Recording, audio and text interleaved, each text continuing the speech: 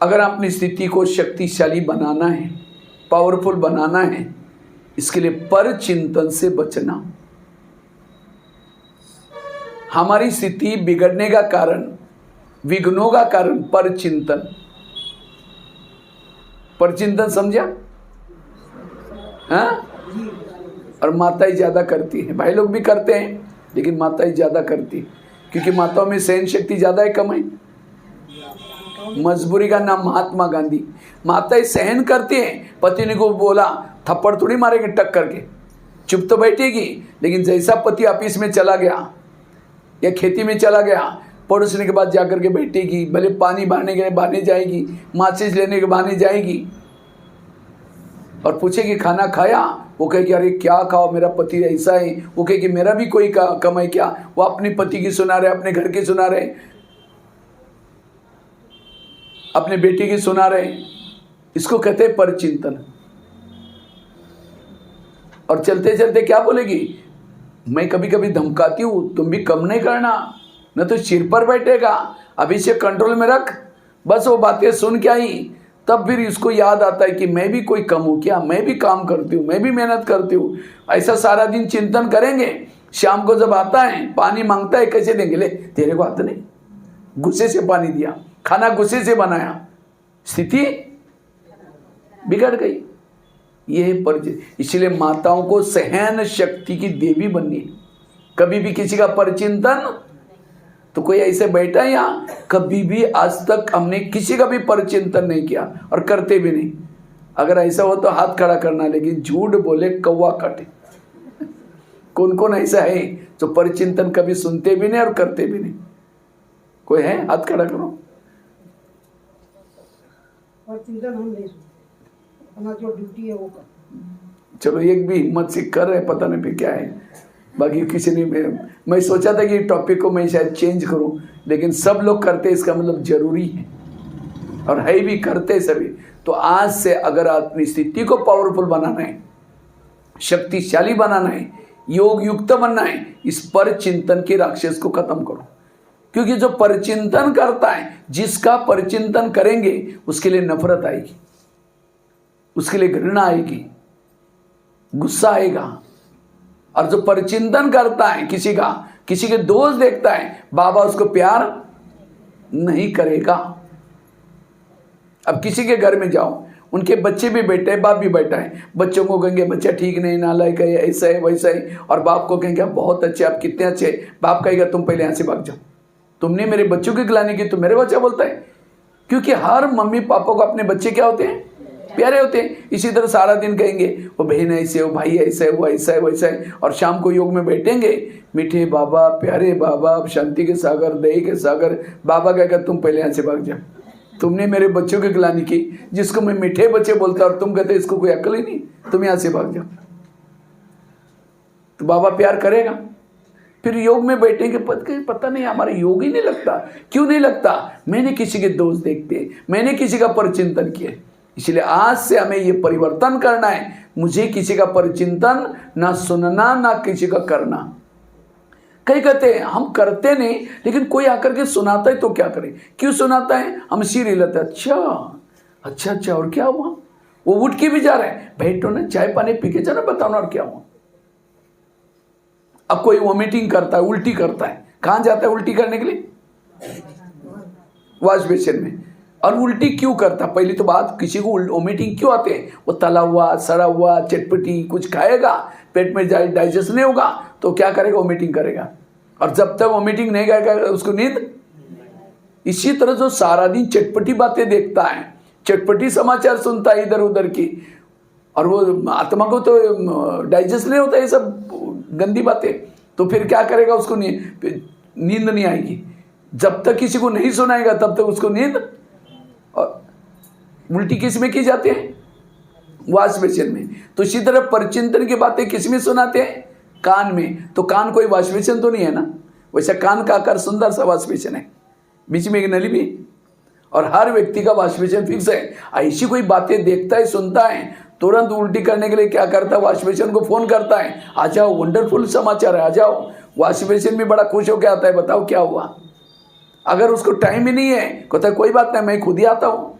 और खुद जाकर उसके कान में अब कोई उल्टी करता है, उस समय हम नाक बंद करके उसको कहते हैं उधर जा उधर जा, और यहाँ कोई उल्टी करता है तो और क्या हुआ? हाँ?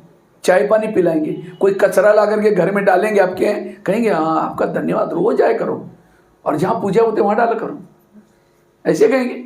और किसी की व्यर्थ बातें, निगेटिव बातें सुनाता है, हम उसकी खातिरी करेंगे। इसको ही बाबा कहते हैं कुसंग। ये है कुसंग। कुसंग मतलब कोई बाहर वाले की बात नहीं, अगर कोई बीके भी है, कोई ज्ञान में चलता है, इधर उधर की बातें सुनाता है, ये भी कुसंग है, और इससे आपकी स्थिति बिगड़ती। इसलिए ये समय, आज ही रात को विनाश होने वाला था, भूकंप आने वाला था, कुछ होने वाला था, लेकिन भगवान ने मेरे पर रहम किया, मुझे जिंदा रखा। किस लिए जिंदा रखा है? पर चिंतन करने के लिए नहीं रखा। वो कहता है आज का दिन मैं जिंदा रखता हूं, तुम अपने विकर्म को विनाश करो, योग लगाओ, कमाई करो। लेकिन हम क्या करते हैं? उस समय को कैसे बर्बाद करते हैं? इसलिए आज से बिल्कुल हमें किसी की परचिंतन की बातें, परचिंतन करना अर्थात कोयले के व्यापारी बनना। जो कोयला का व्यापारी बनता है, हाथ भी काला, मुंह भी काला, जिसको बेचे वो भी काला। और कहाँ रहता है वो कोयले का व्यापारी? कहाँ रहते हैं? झुग्गी झोपड़ी में रहते हैं। पता नहीं कल परसों में एक दिन कई धनबाद के पास मुझे को स्कूटी में एक भाई लेके गया, उधर झरिया पता नहीं क्यों से, और ये इतना धूल मिट्टी। मैं जब शाम को जब आया, मैं चेहरा आईने में देखा तो मेरा चेहरा मुझे पहचान ही नहीं आया। मैंने कहा मेरे बाल काले कैसे हो गए? सारे बाल काले, चेहरा भी एकदम काला। जब मैं धुलाई क्या साबुन लगा कर देखा, फिर वैसे इतनी धूल। और कोयले कहाँ होते हैं? हीरे कहाँ होते हैं? कोयले के खदान में क्या होते हैं? हीरे। जिस व्यक्ति के आप दुर्गुण देख रहे, अवगुण देख रहे, उसके अंदर कुछ अच्छाई भी तो छिपे हैं।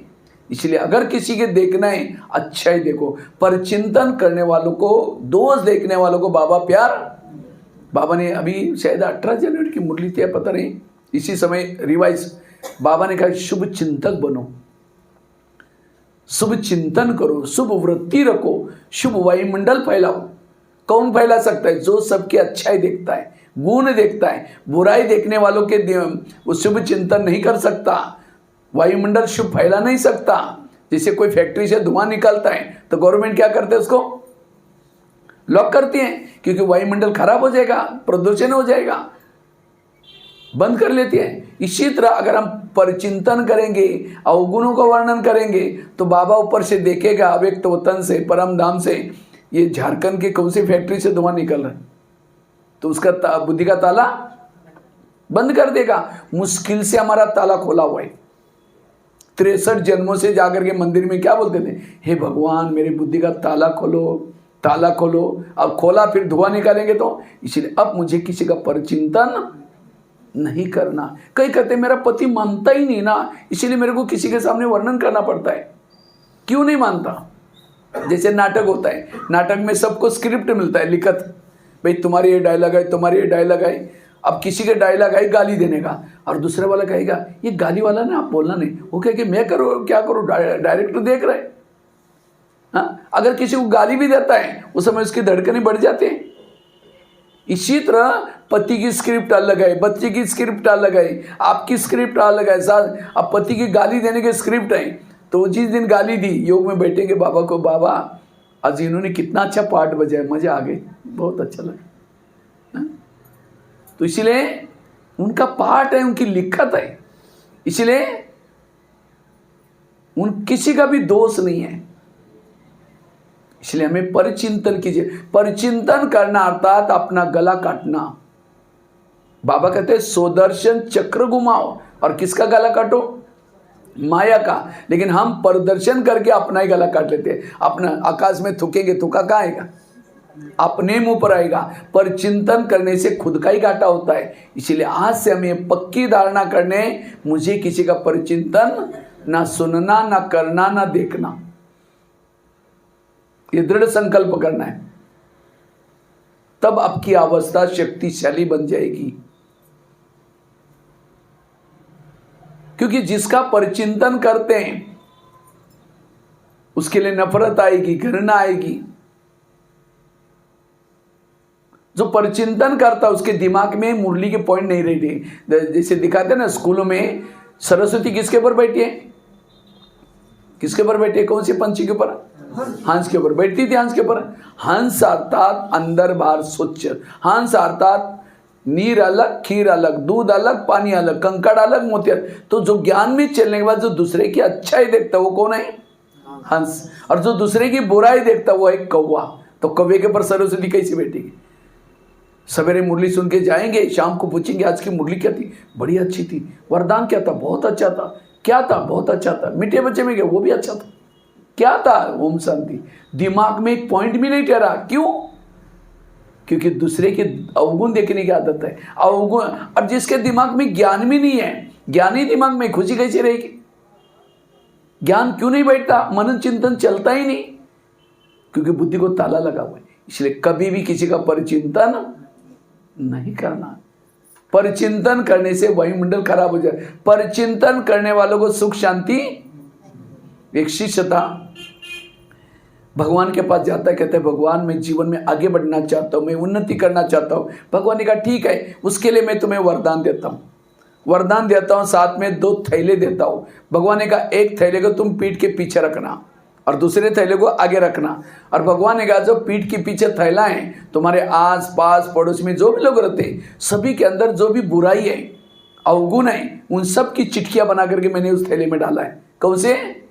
पीछे वाले थैले में। उस थैले को अच्छी तरह बांध देना, ना खुद देखना ना उसके बारे में सोचना, बस इतना करना। और आगे वाला जो थैला है उसके अंदर तुम्हारे अंदर की खुद की बुराई है, तुम जिद्दी हो, किसी को नहीं मानते हो, तुम्हारे जो भी दोष हैं वो आगे वाले थैले में, उस थैले को खुला रखना। जब भी तुमको टाइम है, फुर्सत है, हाथ डालो मेरे अंदर क्या क्या बुराई है, देख करके उसको परिवर्तन करो, तुम्हें सुख शांति सब मिलेगी। जाओ, लेकिन थैले का ध्यान रखना। दूसरे की बुराई को कहाँ रखना? पीछे। और अपनी बुराई को कहाँ रखना? कहता है भगवान मुझे सुख चाहिए, शांति चाहिए, मैं ऐसा ही करूंगा जैसे आपने कहा। वो थैले लेके चला गया। कुछ साल के बाद वो शिष्य क्या करता है? पीछे का थैला आगे किया, मैंने दूसरे की बुराई को क्या किया?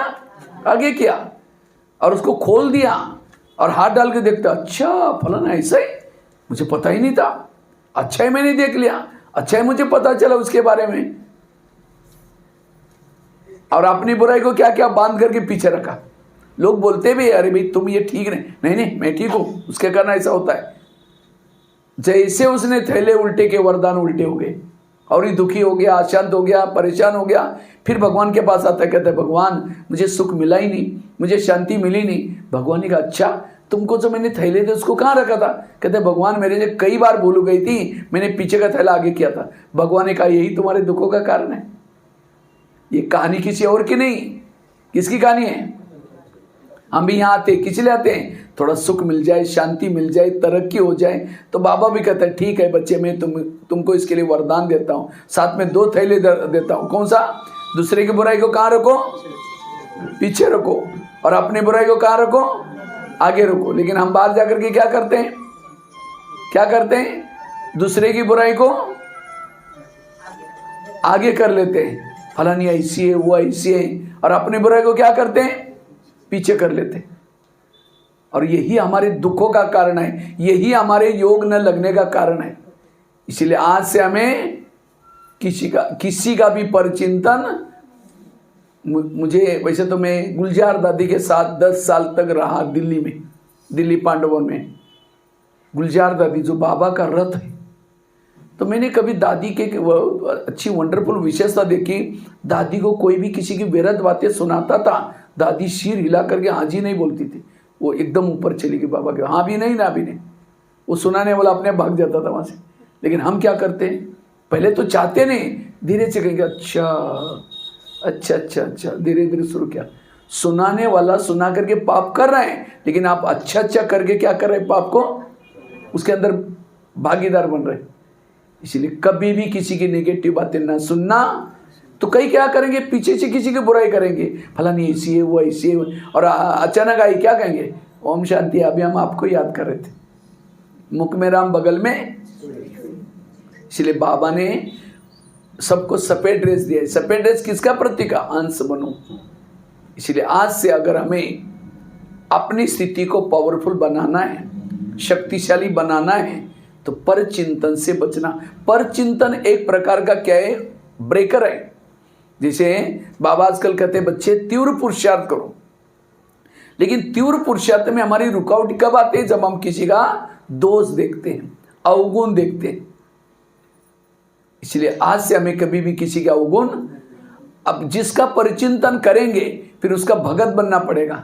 आप लोगों ने तो भक्ति तो छोड़ी है ना, छोड़ी भक्ति, अभी भी मंदिर में जाते हैं, हाँ, तो स्टूल में तो छोड़ दिया, भजन कीर्तन तो बंद किया ना। ये करते हैं भजन कीर्तन, भजन कीर्तन में क्या होता है, 2-4 जन इकट्ठे होते हैं। एक जन क्या करता है, देवी की महिमा गाता है, ये देवी तो बड़ी महान हो ऐसा, और दूसरा क्या करता है, पीछे से ढोलक बजाता है, तीसरा क्या करता है, झांझ बजाता है, मजार बजाता है, और 3-4 जन उस भजन को क्या करते हैं, सुनते हैं। उसको क्या कहा जाता है, कीर्तन भजन मंडली। तो परचिंतन में भी क्या होता है, 2-4 जन इकट्ठे होंगे, ये कहेंगे वो है ही ऐसी, दूसरे का कहा मेरे साथ भी ऐसा किया। मना संगम युग में अगर 1 घंटा आपने किसी को कहा कि है ही ऐसी, तो इन 4-5 लोगों को जिसका परचिंतन किया उसकी भक्ति में मंदिर बनेगी, उसी शहर में जन्म लेना पड़ेगा। जिसने ये कहा था कि वो है ही ऐसी, वो क्या कहेगा, एक जन्म तक हे देवी तुम बड़ी महान हो।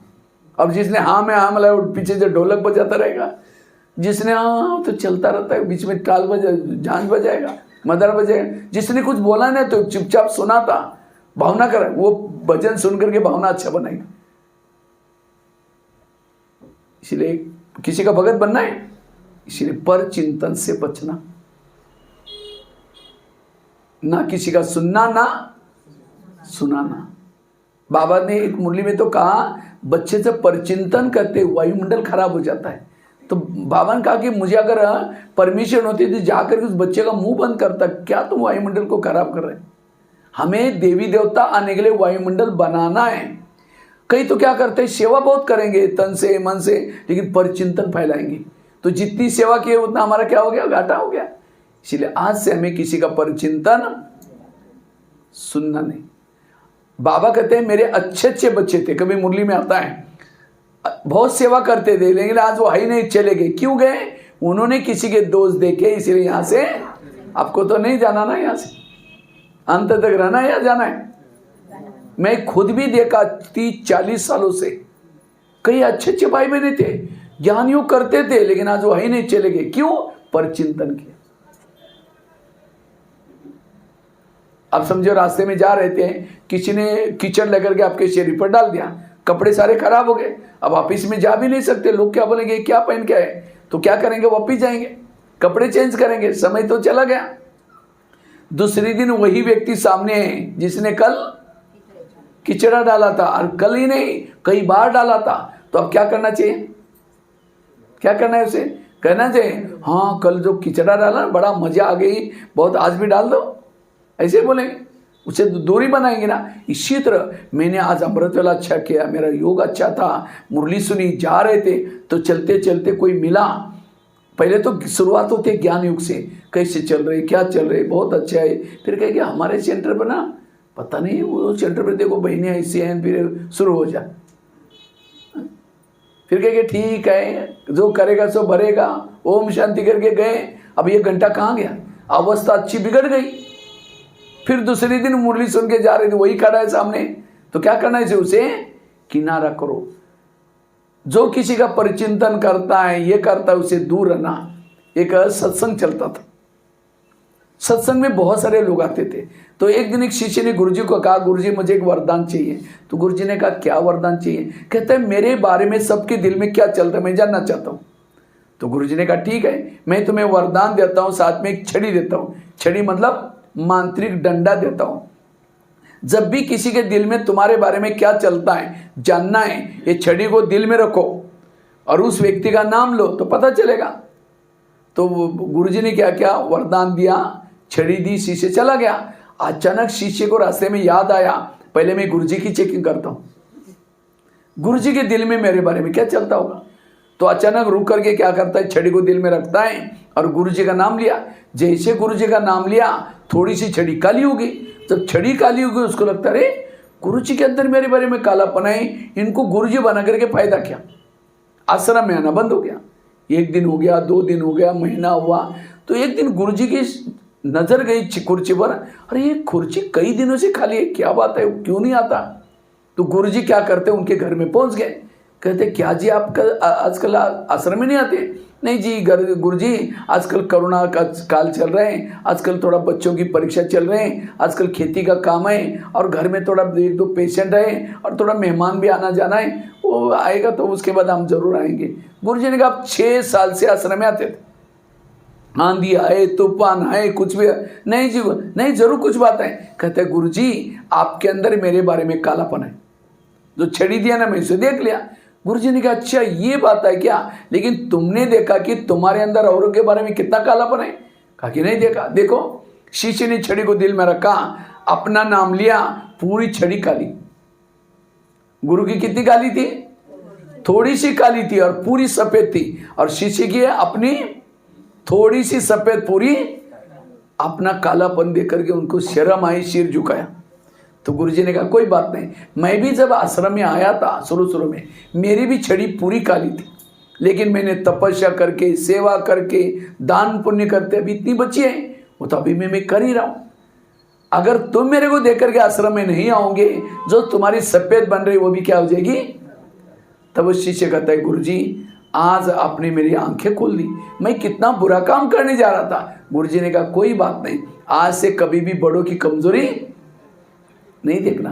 तो दोबारा वो शिष्य आना शुरू करता है सत्संग में। ये कहानी किसी और की नहीं, ये किसकी कहानी है?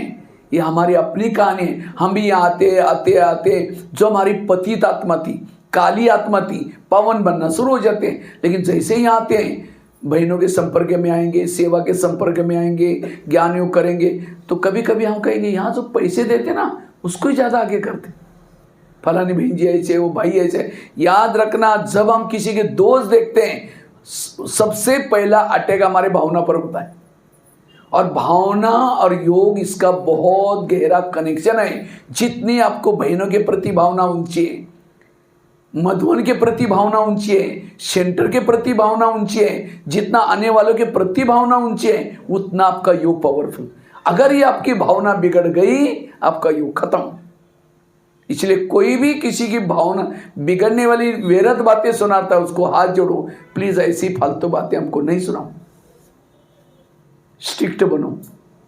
इसलिए पर चिंतन, इसलिए कई बार मुरली में पॉइंट आते हैं बच्चे झगमुई नहीं करो, बच्चे पर ये बाबा क्यों बताता है? इससे हमारी स्थिति बिगड़ जाती है। इसलिए अगर अपनी स्थिति को बनाना है, आज से पक्का करना है इस भट्टी में, क्या करना है? आज से मैं किसी का भी परचिंतन न करना, ना सुनना, ना सुनाना, क्योंकि ये समय परिचिंतन करने का नहीं है। ये समय अपने स्वास्थ्य सफल करने का है, ये समय अपना विकर्म विनाश करने का है। कहते एक शिष्य था, एक यात्री था, वो यात्रा करने के लिए जा रहा था। यात्रा करते करते उसकी यात्रा जंगल से शुरू हो गई। जब जंगल से शुरू हो गई उसको डर लगने लगा। पहले तो उसकी यात्रा अच्छी गई, लेकिन अचानक जंगल शुरू हो गया। अब उसको डर लगता है कहीं शेर ना आ जाए, चीता ना आ जाए। डरता हुआ यात्री यात्रा कर रहा था, तो अचानक पीछे मुड़कर देखा तो एक शेर उसके पीछे लगा। अब उसको लगता है शेर से बचने के लिए दौड़ता है, पीछे मुड़ता है, फिर दौड़ता है। दौड़ते दौड़ते एक कुएं में गिर गया वो। अब जंगल में कुआं था, अंदर बेलपतिया झाड़ी थी। जैसा कुएं में गिरा, और वो नीचे भी नहीं गिरा, बीच में बेलपति पर लटक गया। उसको जान में जाना है अच्छा है, मैं शेर से क्या हो गया, बच गया। उसको लगा शेर तो भाग गया होगा आगे। जैसे ऊपर शेर करके देखा, शेर ऊपर से नीचे देख रहा है। वो यात्री कहता है मैं ऊपर आऊंगा नहीं तो मेरे को क्या खाएगा। इतने में उसको लगा देखता हूँ पानी कितना है। पानी देखने के लिए शेर नीचे किया, एक बहुत बड़ा अजगर मुंह फैलाकर उसके तरफ आ रहा था। अगर वो अजगर से बचने के लिए ऊपर जाता तो ऊपर कौन है, शेर। इतने में उसकी नजर गई जिस बेलपत्ती पर वो लटका है उसको 2 चूहे काट रहे थे। एक बाजू में सफेद चूहा, दूसरे बाजू में काला चूहा। अगर वो बेलपत्ती कटती, कहाँ वो गिरता, अजगर के मुंह में। अब उससे पहले कटने से पहले ऊपर जाता तो शेर की मना। उस यात्री को चारों तरफ से क्या थी, मौत थी, वो जिंदा नहीं बच सकता था। तो उस यात्री का फर्ज क्या था? जितने भी श्वास उसके रहे सफल करके भगवान को याद करके सफल बनाए। लेकिन उसके बजाय वो यात्री क्या करता है, ऊपर से गिरने के कारण मधुमक्खियां बैठी थी, उड़ के गई थी और उसका शहद नीचे टपक रहा था, वो शहद लेकर के चाटने में मस्त हो गया। उसका फर्ज क्या था? अपने, ये कहानी भी किसी और की नहीं, किसके है? हमारे। हम भी यात्रा करने के लिए ऊपर से आए थे, सतयुग, त्रेता, द्वापर, कलयुग में भी लास्ट तक भी हमारी यात्रा अच्छी गई। अब हमें यात्रियों के पीछे कौन लगा हुआ है? ये विनाश रूपी शेर लगा हुआ है और इसे कोई बचने वाला। ऊपर से बॉम्ब्स हैं, ज्वालामुखी फटेगी, पूरी धरती फटेगी, शहर के शहर जाएंगे जैसे अजगर का मुंह। और जिस धरती पर लटके हो बैठे हो बेलपत्ती पर, उसको दो चूहे काट रहे। कौन से? सफेद चूहा है दिन, रात है काला चूहा। पता ही नहीं चलता आजकल दिन कब गया और रात कब गई। जैसे लगता है 1 घंटे का दिन है और रात हो गया। हम कहते हैं हमारा बर्थडे हो गया, हम इतने साल के हो गए। इतने साल के होंगे नहीं, हम अभी हमारी इतने साल, हम मौत के नजदीक जा रहे हैं। तो हमारी श्वास कैसे? अभी गिनती के श्वास है। तो हमारा फर्ज क्या है? जितने भी श्वास रहे बाबा को याद करके। लेकिन उसके बजाय हम क्या करते हैं? परचिंतन करने में, तेरी मेरी करने में व्यस्त गवा रहे। इसलिए आज से हमें किसी का परचिंतन नहीं करना, परचिंतन से बचना, तब अवस्था अच्छी बनेगी। और उसके लिए मैंने काफी सारे टोटके अच्छे अच्छे बताए। धुआं नहीं फैलाना, कान के अंदर उल्टी नहीं लेना, कोयले का व्यापारी नहीं बनना। कितनी अच्छी अच्छी बातें सुने। अगर इस टोटकों को भी याद रखेंगे, और भी वो छड़ी वाली कहानी सुनाई, साथ में थैले वाली कहानी सुनाई, कान में कभी उल्टी नहीं लेना, अगर ये टोटके भी याद रखेंगे तो परचिंतन से बचे रहेंगे। जो परचिंतन करता है, प्रदर्शन करता है, वो परोपकारी नहीं बन सकता। वो दूसरे को वो उपकार किसी को सुना ही नहीं सकता, क्योंकि वो खुद परचिंतन करता है। इसलिए परचिंतन, प्रदर्शन से मुक्त बनना। सभी आगे हाथ करके प्रतिज्ञा लेंगे, सामने आगे हाथ करेंगे। प्यारे बाबा, ये संगम युग चल रहा है, ये संगम युग का अनमोल समय चल रहा है। आज से हम कभी किसी का परचिंतन नहीं करेंगे, परचिंतन से मुक्त रहेंगे। कभी भी वायुमंडल को खराब नहीं करेंगे, वायुमंडल को शुद्ध रखेंगे। किसी के दोष को देखते हुए भी नहीं देखेंगे, परचिंतन से मुक्त बनेंगे। ओम शांति। तो शिवरात्रि में यही बलि चढ़ाओ, किसकी? परचिंतन से बचने। तब आपकी स्थिति, अभी आ रहे हैं ना शिवरात्रि, तो शिवरात्रि में क्या गिफ्ट दो? परचिंतन नहीं करना, तब बाबा खुश हो जाएगा। यह है अक का फूल, ये अक के फूल चढ़ाओ, वो अक के फूल से नहीं, लेकिन ये अक का फूल। ठीक है। ओम शांति।